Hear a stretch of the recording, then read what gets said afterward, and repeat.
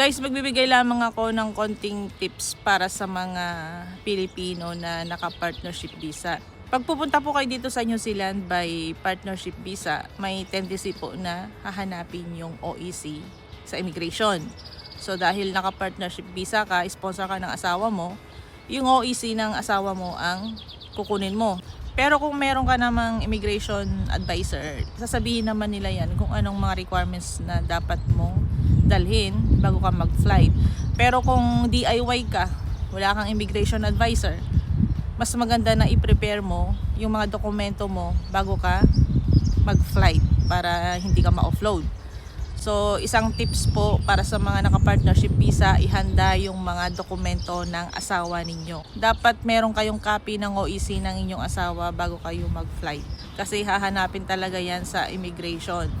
Mas maganda kahit kontrata ng asawa nyo, meron kayong copy bago kayo mag-flight. Kasi hindi naman natin alam kung ano yung mga tinatanong or hinahanap ng ating IO or immigration officer. Kaya kahit yung mga dokumentong hindi madalas hanapin, dapat meron kang nakatago kasi hindi naman lahat ng mga IOEs, isa lang talaga yung isip nila or tinatanong nila. Minsan kung nasakto ka sa IO na maraming hinahanap na dokumento, tapos wala kang may pakita, ma-offload ka. So sana guys nakapagbigay ako ng konting tips para sa lahat ng naka-partnership visa na pupunta dito sa New Zealand.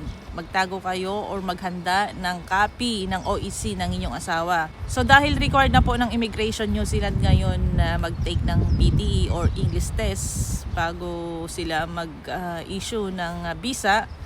So ibibigay ko po yung link kung saan po kayo pwedeng mag-take ng exam. Ang exam po ng PTE by appointment po yan. Hindi po pwede sa isang tao lang na magbabayad ka tapos bibigyan ka agad ng certificate. Hindi po. Kasi po i-check yan ng immigration ng New Zealand. Pag binerify nila kung totoo ba yung papers mo or peke, madedecline ang visa mo. Kaya mag-book or mag-exam ka lamang ng English test sa accredited ng immigration ng New Zealand. Hindi ka pwedeng magbayad sa isang tao lang tapos bibigyan ka na ng certificate. So magbibigay ako ng link kung saan kayo pwedeng mag-book, nasa Pilipinas ka man or kahit anong bansa, kasi international po yan. Pwede kayong mag-book dyan. I-select nyo na lang, i-search nyo kung saang lugar kayo at doon kayo magpa-book. So sana po nakapagbigay ako ng konting tips para sa inyo kasi marami din nagtatanong, hindi natin maisa-isa kaya gumawa na ako ng video para sa inyo.